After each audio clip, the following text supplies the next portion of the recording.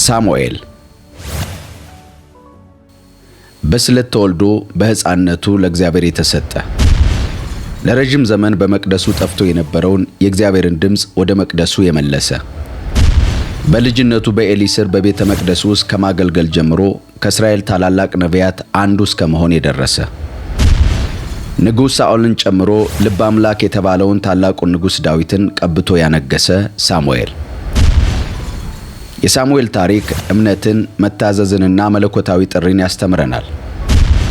ውድ የአሳፍ ቲዩብ ቤተሰቦች፣ በዛሬው መጽሐፍ ቅዱስ ታሪካችን ነገሥታትን የቀባውን ያፉ ቃል በምድር ላይ ጠብ የማይለውን ከዳን እስከ ቤርሳቤህ የተደመጠውንና ሕዝበ እስራኤልን ወደ እግዚአብሔር የመለሰውን ታላቁን ነቢይ ሳሙኤልን ይዘን ወደ እናንተ መጥተናል። ይህንን መልእክት ላይክ በማድረግ እንድትጀምሩና እስከ መጨረሻው አብራችሁን በመቆየት የቃሉን ጸጋና በረከት እንድትካፈሉ በትህትና እንጠይቃለን። አብራችሁን ቆዩ። ሳሙኤል። የእግዚአብሔር ቃል በአንደኛ ሳሙኤል ምዕራፍ 1 ላይ የሳሙኤልን መወለድ እንደዚህ ይነግረናል። በተራራማው በኤፍሬም አገር በአርማቴም መሴፋ የሚኖር ሕልቃና የተባለ አንድ ሰው ነበር። እርሱም አንዲቱ ሐና ሌላኛይቱ ፍናና የተባለ ሁለት ሚስቶች ነበሩት። ፍናና ልጆች ሲኖሯት ሐና ግን ምንም ልጅ አልነበራትም። ያም ሰው ሁሉን ቻይ ለሆነው ለእግዚአብሔር ለመስገድና መስዋዕት ለመሰዋት በየዓመቱ ከሚኖርበት ከተማ ወደ ሴሎ ይመጣ ነበር። በዚያም ሁለቱ የኤሊ ልጆች አፍኒንና ፍንሐስ የእግዚአብሔር ካህን ነበሩ። ሕልቃና ወደ ሴሎ ሄዶ መስዋዕት የሚሰዋበት ወቅት በደረሰ ጊዜ ሁሉ ለሚስቱ ለፍናና እንዲሁም ለወንዶችና ለሴቶች ልጆቿ ሁሉ ከሥጋው ድርሻውን ይሰጣቸው ነበር። ሐናን ግን ይወዳት ስለነበር እጥፍ ድርሻ ይሰጣት ነበር። ይሁን እንጂ እግዚአብሔር ማኅፀኗን ዘግቶ ነበር። እግዚአብሔር ማኅፀኗን ስለዘጋ ጣውንቷ ታስቆጣት ታበሳጫትም ነበር። ይህም በየዓመቱ ይደጋገም ነበር። ሐና ወደ እግዚአብሔር ቤት በሚመጣበት ጊዜ ሁሉ እስክታለቅስና መብላት እስኪያቅታት ድረስ ጣውንቷ ታበሳጫት ነበር። ባሏ ሕልቃናም ሐና ሆይ ለምን ታለቅሻለሽ? ለምንስ አትበይም? ልብሽስ ለምን ያዝናል? ከ10 ወንዶች ልጆች እኔ አልበልጥብሽምን? ይላት ነበር። አንድ ጊዜ በሴሎ ሳሉ ከበሉና ከጠጡ በኋላ ሐና ተነስታ ቆመች። በዛን ጊዜ ካህኑ ኤሊ በእግዚአብሔር ቤተ መቅደስ መቃን አጠገብ በወንበር ላይ ተቀምጦ ነበር። ሐናም በነፍሷ ተመራ አብዝታ በማልቀስ ወደ እግዚአብሔር ጸለየች። እንዲህም ብላ ስለት ተሳለች። የሠራዊት ጌታ እግዚአብሔር ሆይ የአገልጋይህን መዋረድ ተመልክተህ ብታስበኝና አገልጋይህን ሳትረሳ ወንድ ልጅ ብትሰጠኝ በሕይወት ዘመኑ ሁሉ ለእግዚአብሔር ሰጠዋለሁ፣ ምላጭም በላዩ ላይ አይደርስም አለች። ሐና ባለመቋረጥ ወደ እግዚአብሔር በጸለየች ጊዜ ኤሊ አፏን ይመለከት ነበር። እርሷም በልቧ ትጸልይ ስለነበረ ከንፈሯ ይንቀሳቀሳል እንጂ ድምፅ አይሰማም ነበር። ኤሊም እንደሰከረች አድርጎ ቆጠራት። እርሱም ስካሩ የማይለቅሽ እስከ መቼ ድረስ ነው? የወይን ጠጅሽን ካንቺ አስወግጀው አላት። ሐናም እንዲህ ብላ መለሰችለት፣ ጌታዬ ሆይ ሰክሬ አይደለም፣ እኔ ልቧ ክፉኛ የታወከባት ሴት ነኝ። ልቤን በእግዚአብሔር ፊት አፈሳለሁ እንጂ የወይን ጠጅ ሆነ ሌላ የሚያሰክር መጠጥ አልጠጣሁም። ይህን ያህል ጊዜ የጸለይሁት ከባድ ከሆነው ጭንቀቴና ሐዘኔ የተነሳ ስለሆነ አገልጋይህን እንደ ምናምንቴ ሴት አትቁጠረኝ።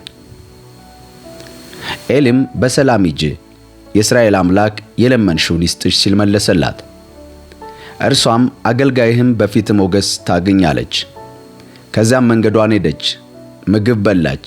ከዚያም በኋላ በፊቷ ላይ ሐዘን አልታየም። በማግስቱም ጠዋት ተነስተው በእግዚአብሔር ፊት ሰገዱ። ከዚያም በራማ ወደሚገኘው ቤታቸው ሄዱ። ሕልቃና ከሚስቱ ከሐና ጋር ተኛ፣ እግዚአብሔርም አሰባት። ስለዚህም ሐና ጸነሰች። የእርግዝናዋም ወራት በተፈጸመ ጊዜ ወንድ ልጅ ወለደች። ስሙንም ከእግዚአብሔር ለምኜዋለሁ ስትል ሳሙኤል አለችው። በአንደኛ ሳሙኤል ምዕራፍ 1 ቁጥር 21 ላይ ሐና ሳሙኤልን ለእግዚአብሔር የሰጠችውን ታሪክ እንደዚህ እናገኛለን። ሰውየውም ሕልቃና ለእግዚአብሔር ዓመታዊ መስዋዕት ለመሰዋት ስዕለቱን ለማድረስ ቤተሰቡን ሁሉ ይዞ ወደ ሴሎ ወጣ። ሐና ግን አልሄደችም። እርሷም ባሏን ሕፃኑ ጡት ከተወ በኋላ ወስጄ በእግዚአብሔር ፊት አቀርበዋለሁ፣ እስከ ሕይወቱ ፍጻሜ በዚያ ይኖራል አለችው። ባሏ ሕልቃናም መልካም መስሎ የታየሽን አድርጊ፣ ጡት እስከምታስጠዩ ድረስ እዚሁ ቆይ፣ ብቻ እግዚአብሔር ቃሉን ያጽናልሽ አላት። ስለዚህ ሐና ሕፃኑን ጡት እስከምታስጥለው ድረስ እያጠባችው በቤቷ ተቀመጠች። ልጁ ጡት በተወ ጊዜ ከእርሱ ጋር 1 የ3 ዓመት ወይፈን፣ 1 የኢፍ መስፈሪያ ዱቄትና 1 አቆማዳ የወይን ጠጅ ወስዳ በሴሎ ወዳለው ወደ እግዚአብሔር ቤት አመጣችው። ልጁም ገና ሕፃን ነበረ። ወይፈኑም ካረዱ በኋላ ልጁን ወደ ኤሊ አቀረቡት። ሐናም ኤሊን እንዲህ አለችው፣ ጌታዬ ሆይ በነፍስህ እምላለሁ፣ እዚህ ቦታ ላይ በአጠገብህ ቆማ ወደ እግዚአብሔር ስትጸልይ የነበረችው ያች ሴት እኔ ነኝ አለችው። ይህን ልጅ እንዲሰጠኝ ጸለይሁ፣ እግዚአብሔርም የለመንሁትን ሰጠኝ። ስለዚህ እኔም ለእግዚአብሔር እሰጠዋለሁ፣ በሕይወት ዘመኑ ሁሉ ለእግዚአብሔር የተሰጠ ይሆናል። እርሱም በዚያ ለእግዚአብሔር ሰገደ። በአንደኛ ሳሙኤል ምዕራፍ 2 ቁጥር 1 ጀምሮ የሐናን ጸሎት ወይም የሐናን ዝማሬ እንደዚህ እናገኛለን። ሐናም እንዲህ ብላ ጸለየች፣ ልቤ በእግዚአብሔር ጸና፣ ቀንዴም በእግዚአብሔር ከፍ ከፍ አለ። አፌ በጠላቶቼ ላይ ተከፈተ፣ በማዳንህ ደስ ይለኛልና። እንደ እግዚአብሔር ያለ ቅዱስ ማንም የለም፣ ካንተ በቀር ሌላ የለም። እንደ አምላካችን ያለ አለት የለም። ይህንን ያህል በመታበይ አትናገሩ፣ እንዲህም ያለውን የዕብሪት ቃል ከአፋችሁ አይውጣ። እግዚአብሔር አምላክ አዋቂ ነውና ሥራውን ሁሉ በእርሱ ይመዝናል። የኃያላንን ቀስት ሰባብሯል፣ ደካሞች ግን በኃይል ታጥቀዋል። ጠግበው የነበሩ ለእንጀራ ሲሉ ተገዙ፣ ተርበው የነበሩ ግን እንጀራ ጠገቡ። መካኒቱ 7 ልጆች ወልዳለች፣ ብዙ ወልዳ የነበረች መከነች። እግዚአብሔር ይገላል ያድንማል፣ ወደ መቃብርም ያወርዳል ያወጣልም። እግዚአብሔር ያደህያል ያበለጽጋልም፣ ያዋርዳል ከፍ ያደርጋልም። እርሱ ድሃውን ከትቢያ ያነሳል፣ ምስኪኑን ከጉድፍ ከፍ ከፍ ያደርጋል። ከመኳንንቱ ጋር ያስቀምጣቸዋል፣ የክብር ዙፋንም ያወርሳቸዋል። የምድር መሠረቶች የእግዚአብሔር ናቸውና ዓለምን በእርሱ ላይ አድርጓል። እርሱ የቅዱሳን እግር ይጠብቃል፣ ክፉዎች ግን በጨለማ ውስጥ ይጣላሉ። ሰው በኃይሉ ድል አያደርግም፣ ከእግዚአብሔር ጋር የሚጣሉ ይደቃሉ። እርሱ ከሰማይ ያንጎዳጉድባቸዋል፣ እግዚአብሔር እስከ ምድር ዳርቻ ይፈርዳል። ለንጉሡ ኃይልን ይሰጣል፣ የመሲሑንም ቀንድ ከፍ ከፍ ያደርጋል። ከዚህም በኋላ ሕልቃና ወደ ቤቱ ወደ ራማ ሄደ። ብላቴናው ግን በካህኑ በኤሊ ፊት እግዚአብሔርን ያገለግል ነበር። በአንደኛ ሳሙኤል ምዕራፍ 2 ቁጥር 12 ጀምሮ የኤሊ ልጆችን ክፉ ድርጊት የእግዚአብሔር ቃል እንደዚህ ይነግረናል። የኤሊ ልጆች ምናምንቴዎች ነበሩ፣ እግዚአብሔርን አይፈሩም ነበር። በዚያን ጊዜ ካህናቱ ከሕዝቡ ጋር ባላቸው ግንኙነት የሚፈጽሙት ወግ ነበር። ይኸውም ማንም ሰው መሥዋዕቱን በሚያቀርብበት ጊዜ ሥጋውን እየቀቀለ ሳለ የካህኑ አገልጋይ 3 ጣት ያለውን ሜንጦ ይዞ ይመጣል። ወደ ድስቱም ወይም ወደ ቶፋው ወይም ወደ አፍላሉ ወይም ወደ ምንቸቱ ይሰደዋል። ከዚያም ካህኑ ሜንጦውን ያወጣዋል፣ ማናቸውንም ሥጋ ለራሱ ይወስዳል። ወደ ሴሎ የሚመጡትም እስራኤላውያን ሁሉ የሚያስተናግዱት በዚህ አይነት ነበር።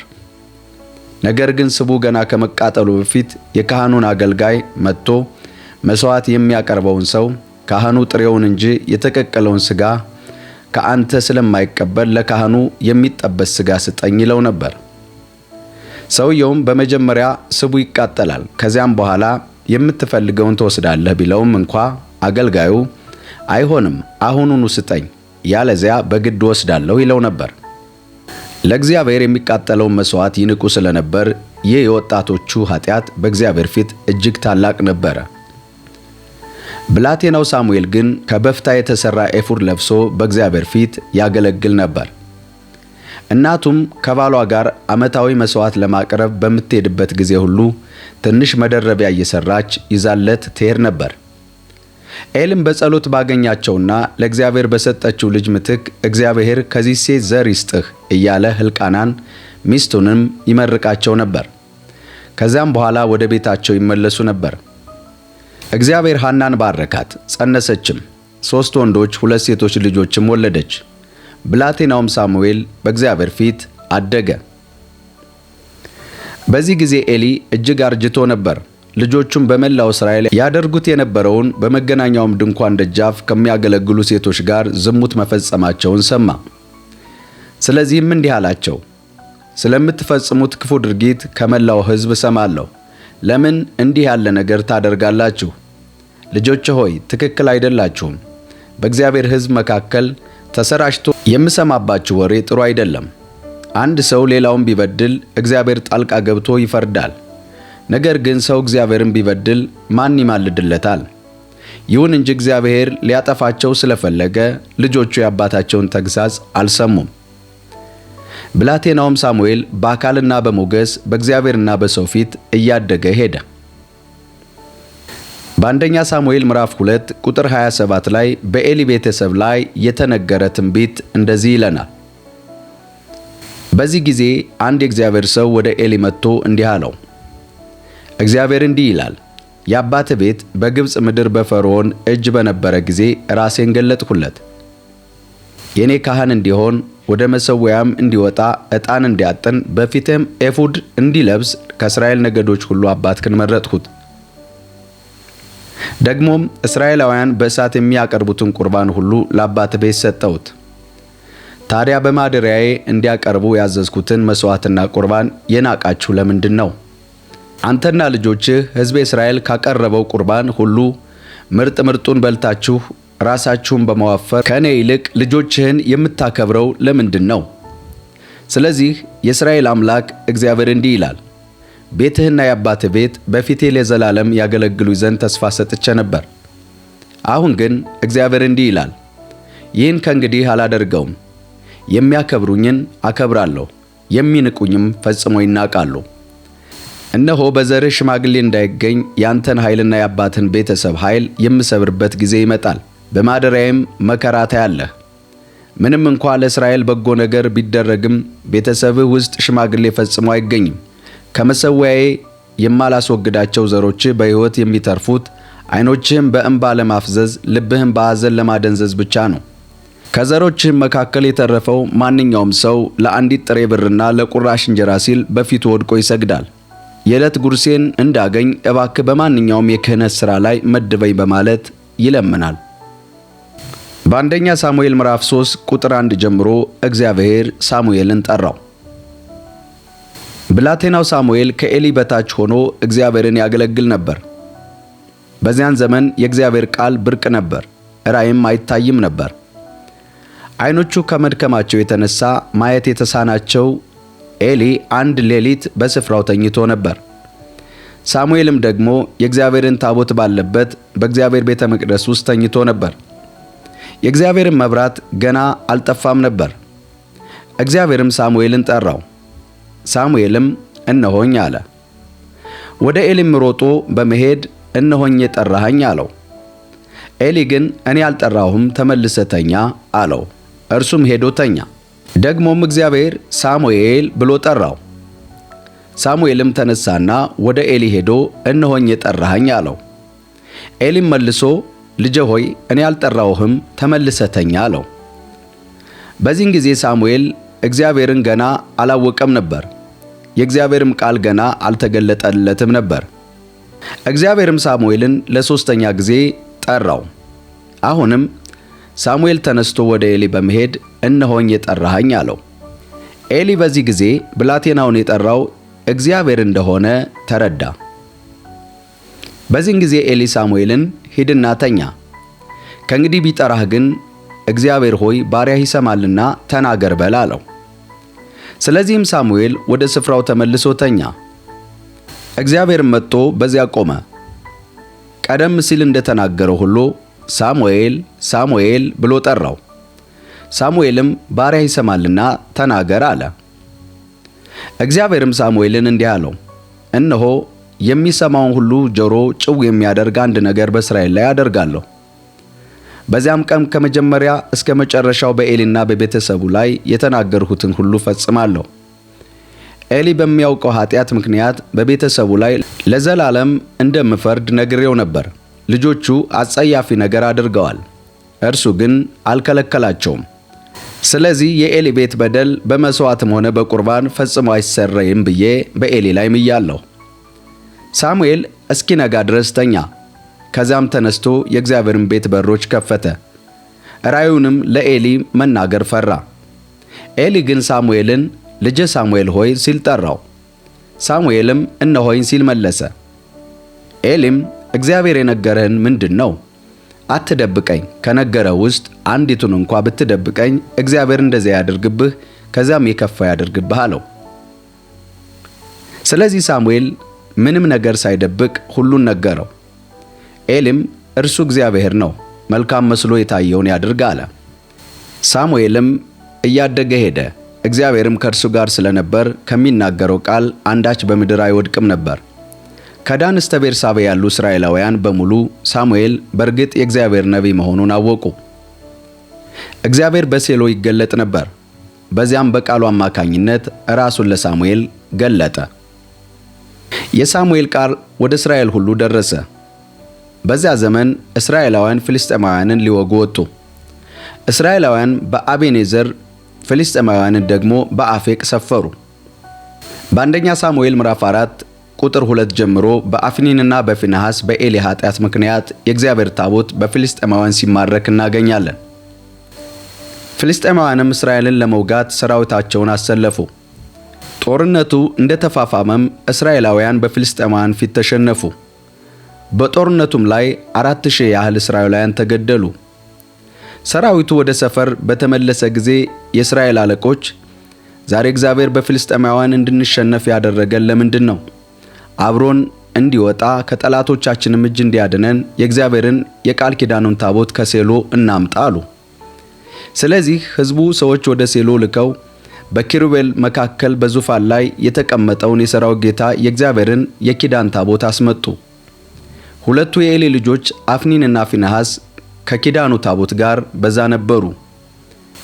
የእግዚአብሔርም የኪዳን ታቦት ወደ ሰፈር በገባ ጊዜ ምድሪቱ እስክትናወጥ ድረስ እስራኤላውያን ሁሉ ታላቅ የደስታ ጩኸት አሰሙ። ፍልስጤማውያንም ይህ ታላቅ ጩኸት ሲሰሙ በዕብራውያን ሰፈር የምንሰማው ይህ ሁሉ ጩኸት ምንድን ነው ሲሉ ጠየቁ። የእግዚአብሔር ታቦት ወደ ሰፈር መምጣቱን በተረዱ ጊዜ ፍልስጤማውያን ፈርተው እንዲህ አሉ፣ አምላክ ወደ ሰፈር መጥቷል፣ ወዮልን! እንዲህ አይነት ነገር ገጥሞን አያውቅም፣ ወዮልን! ከነዚህ ኃያላን አማልክት እጅ ማን ያድነናል? ግብፃውያንን በምድረ በዳ በልዩ ልዩ መቅሰፍት የመቱ እነዚህ አማልክት ናቸው። ፍልስጤማውያን ሆይ በርቱ፣ ወንድነታችሁም ይታይ። አለዚያ ባሪያ እንዳደረጋችኋቸው ሁሉ ዕብራውያን እናንተን መልሰው ባሪያ ያደርጓችኋል። ወንድነታችሁ ይታይ፣ ተዋጉ አሏቸው። ስለዚህ ፍልስጤማውያን ተዋጉ። እስራኤላውያንንም ስለተሸነፉ እያንዳንዱ ወደ ድንኳኑ ሸሸ። ታላቅ እልቂት ሆነ። ከእስራኤልም 30,000 እግረኛ ወታደሮች ወደቁ። የእግዚአብሔር ታቦት ተማረከ። ሁለቱም የኤሊ ልጆች አፍኒንና ፊንሐስ ተገደሉ። በአንደኛ ሳሙኤል ምዕራፍ 4 ቁጥር 12 ላይ የካህኑን የኤሊን መሞት እንደዚህ ይነግረናል። በዛች ዕለት አንድ ቢንያማዊ ልብሱን ቀዶ በራሱ ላይ ትቢያ ነስንሶ ከጦሩ ሜዳ እየበረረ ወደ ሴሎ መጣ። እዚያ እንደደረሰም ኤሊ ስለ እግዚአብሔር ታቦት ልቡ ስለተጨነቀ በመንገድ ዳር በወንበር ላይ ተቀምጦ ይጠባበቅ ነበር። ሰውየውም ወደ ከተማው ገብቶ የሆነውን ሁሉ ባወራ ጊዜ ከተማው ሁሉ በጩኸት ተናወጠ። ኤሊም ጩኸቱን በሰማ ጊዜ የምን ጩኸት ነው ሲል ጠየቀ። ሰውየውም ፈጥኖ መጣና ለኤሊ ነገረው። ኤሊ የ98 ዓመት ሽማግሌ ስለነበር ዓይኖቹ ደክመው ማየት ተስኗቸው ነበር። ሰውየውም ኤሊን ከጦር ሜዳ ገና አሁን መምጣቴ ነው፣ ከጦርነቱ አምልጬ የመጣሁት ዛሬውኑ ነው ብሎ ነገረው። ኤሊም ልጄ ሆይ ታዲያ እንዴት ሆነ ሲል ጠየቀው። ወሬውንም ያመጣውም ሰው እስራኤል ከፍልስጤማውያን ፊት ሸሹ፣ ሰራዊቱም ከፍተኛ እልቂት ደርሶበታል፣ እንዲሁም ሁለቱ ልጆችህ አፍኒንና ፊንሐስ ሞተዋል፣ የእግዚአብሔርም የኪዳኑ ታቦት ተማርኳል ብሎ መለሰለት። ሰውየው ስለ እግዚአብሔር ታቦት በተናገረ ጊዜ ኤሊ በቅጥሩ በር አጠገብ ከተቀመጠበት ወንበር ላይ በጀርባው ወደቀ። እሱም ያረጀና ሰውነቱም የሚከብድ ስለነበር አንገቱ ተሰብሮ ሞተ። እርሱም ለ40 ዓመት በእስራኤል ላይ ፈራጅ ነበር። በዛን ጊዜ ምራቱ ፊንሐስ ሚስት ነፍሰ ጡር ነበረች። የምትወልድበትም ጊዜ ተቃርቦ ነበር። የእግዚአብሔርም ታቦት መማረክ የአማቷንና የባሏን መሞት በሰማች ጊዜ ምጡት ስለጠናባት ተንበርክካ ወለደች። ለመሞትም በምታጣጥርበት ጊዜ ባጠገቧ የነበሩት ሴቶች አይዞሽ ወንድ ልጅ ወልደሻል በርቺ አሏት። እርሷ ግን መልስ አልሰጠችም፣ ልብ ብላም አላደመጠችም። የእግዚአብሔር ታቦት ስለተማረከ አማቷና ባሏም ስለሞቱ ክብር ከእስራኤል ተለይቷል ስትል የሕፃኑን ስም ኢካቦድ አለችው። ከዚያም የእግዚአብሔር ታቦት ተማርኳልና ክብር ከእስራኤል ተለይቷል አለች። ፍልስጤማውያን የእግዚአብሔርን ታቦት ከማረኩ በኋላ ከአቤኔዘር ወደ አሽዶድ ወሰዱት። ከዛም ወደ ዳጎን ቤተ ጣዖት አግብተው በዳጎን አጠገብ አኖሩት። የአሽዶድም ሰዎች በማግስቱ ማለዳ ተነስተው ሲመለከቱ እነሆ ዳጎን በእግዚአብሔር ታቦት ፊት መሬት ላይ በግንባሩ ተደፍቶ አገኙት። ከዚያም አንስተው ወደ ታቦቱ መለሱት። በሚቀጥለውም ቀን ጠዋት ተነስተው ሲመለከቱ ዳጎን በእግዚአብሔር ታቦት ፊት መሬት ላይ በግንባሩ ተደፍቶ ነበር። ራሱና እጆቹ ተሰባብረው በደጃፉ ላይ የወደቁ ሲሆን የቀረው ሌላውም አካሉ ብቻ ነበር። የዳጎን ካህናት ሆኑ ሌሎችም የአሽዶድ ወዳለበት የዳጎን ቤተ ጣዖት የሚገቡ ሁሉ እስከ ዛሬ ድረስ እግራቸው ደጃፉን እንዳይረግጥ ተራምደው የሚያልፉት በዚሁ ምክንያት ነው። የእግዚአብሔር እጅ በአሽዶድ ሕዝብና በአካባቢዋ ላይ ጠነከረ። እርሱም ጥፋት አመጣባቸው፣ በእባጭም መታቸው። የአሽዶድ ሰዎች ይህንን ባዩ ጊዜ እጁ በእኛና በአምላካችን በዳጎን ላይ ጠንክራለችና የእስራኤል አምላክ ታቦት በእኛ ዘንድ መቆየት የለበትም አሉ። ከዚህም በኋላ የፍልስጤማውያን ገዦች በሙሉ ጠርተው የእስራኤልን አምላክ ታቦት ምን እናድርግ ሲሉ ጠየቁ። እነርሱም የእስራኤልን አምላክ ታቦት ወደ ጌት ውሰዱት አሏቸው። ስለዚህ የእስራኤልን አምላክ ታቦት ወሰዱት። ነገር ግን ታቦቱን ወደዚያ ከወሰዱት በኋላ የእግዚአብሔር እጅ በከተማይቱ ላይ ሆነ፣ ታላቅ መሸበርም አመጣባቸው። ሕፃን ሽማግሌ ሳይል ሕዝቡ በእባጭ ተመታ። ስለዚህም የእግዚአብሔርን ታቦት ወደ አቃሮን ሰደዱት። የእግዚአብሔር ታቦት እዚያ ሲገባ የአቃሮን ሕዝብ የእስራኤልን አምላክ ታቦት ያመጡብን እኛንና ሕዝባችንን ለማስፈጀት ነው በማለት ጮኹ። የእግዚአብሔር እጅ በርትታባቸው ስለነበር ሞት በከተማይቱ እጅግ አስደንግጦ ነበርና ሕዝቡ የፍልስጤማውያን ገዦች በሙሉ ጠርተው የእስራኤልን አምላክ ታቦት ከዚህ አርቁልን፣ ወደ ገዛ ስፍራው ይመለስ፣ አለያ እኛን ሕዝባችንን ይፈጀናል አሉ። ያልሞቱትን ደግሞ እባጩ ያሰቃያቸው ስለነበር የከተማይቱ ጩኸት እስከ ሰማይ ወጣ። በአንደኛ ሳሙኤል ምዕራፍ 6 ላይ የእግዚአብሔር ታቦት ወደ እስራኤል መመለሱን እንደዚህ ይነግረናል። የእግዚአብሔር ታቦት በፍልስጤማውያን ግዛት 7 ወር ቆየ። ፍልስጤማውያንም ካህናትና ጠንቋዮችን ጠርተው የእግዚአብሔርን ታቦት ምን እናድርገው? ወደ ስፍራው እንዴት መመለስ እንደሚገባ ንገሩን አሏቸው። እነርሱም የእስራኤልን አምላክ ታቦት የምትመልሱት ከሆነ ከበደል መስዋዕት ጋር ስደዱት እንጂ ባዶውን አትስደዱት። በዚያን ጊዜ ትፈወሳላችሁ፣ እጁ ከእናንተ ላይ ለምን እንዳልተነሳ ታውቃላችሁ አሏቸው። ፍልስጤማውያንም የምንልከው የበደል መስዋዕት ምን መሆን አለበት ሲሉ ጠየቁ። እነርሱም እንዲህ ሲሉ መለሱ፣ እናንተም ሆነ አለቆቻችሁ የመታው መቅሰፍት አንድ አይነት በመሆኑ በፍልስጤማውያን ገዦች ቁጥር ልክ 5 የወርቅ እባጮችና 5 የወርቅ አይጦች ላኩ አሏቸው። አገሩን በማጥፋት ላይ ባሉ እባጮችና አይጦች አይነት ምስሎች ሰርታችሁ ለእስራኤል አምላክ ክብር ስጡ። ይህንም ካደረጋችሁ እጁን ከናንተ ከአማልክታችሁም ከምድራችሁ ላይ ያነሳል አሏቸው። እንደ ግብፃውያንና እንደ ፈርዖን ልባችሁን የምታደነድኑ ለምንድን ነው? እነርሱም እስራኤላውያንን የለቀቋቸው እግዚአብሔር በጽኑ ከቀጣቸው በኋላ አይደለምን? በማለት በቁጣ ተናገሯቸው።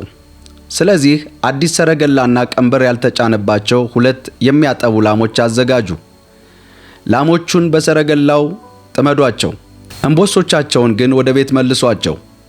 የእግዚአብሔርን ታቦት ወስዳችሁ በሰረገላው ላይ አኑሩ። በታቦቱም አጠገብ ባለው ሳጥን ውስጥ ለበደል መስዋዕት የምትልኩትን የወርቅ ምስል አስቀምጡ። በፈለገውም መንገድ እንዲሄድ ልቀቁት።